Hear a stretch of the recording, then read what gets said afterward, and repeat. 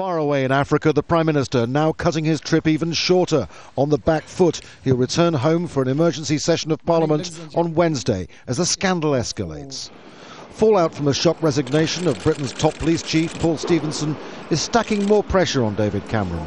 And then came another resignation. Assistant Police Commissioner John Yates, who heard he was being suspended for failure to start a reinvestigation into phone hacking 2 years ago. Those of us who take on the most difficult jobs clearly have to stand up and be counted when things go wrong. However, when we get things wrong, we say so, and we try and put them right. But it's Stephenson's pointed reference to Cameron, having employed as his communications director Andy Coulson, former News of the World editor, that's caused alarm. Stephenson was using Coulson's former deputy editor Neil Wallace as a part-time media consultant who was arrested last week. Both Downing Street and the police with links to suspects.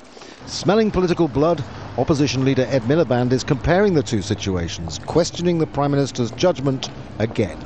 The government is on the defensive. Of course there is a difference between the Met and the government. The Metropolitan Police were investigating allegations of wrongdoing at the News of the World. And I think it is absolutely right that there should be a line between the investigators and the investigated.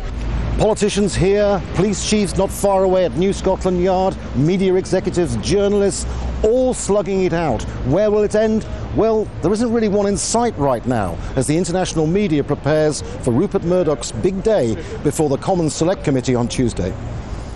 Rupert Murdoch is said to be taking intense legal and PR advice. So too son James, who many believe could be the most criticised for corporate failures. And a lawyer for Rebecca Brooks, no longer with News Corporation, has expressed outrage at her arrest on Sunday, saying there was no substance to all the questioning. Andrew Simmons, Al Jazeera, London.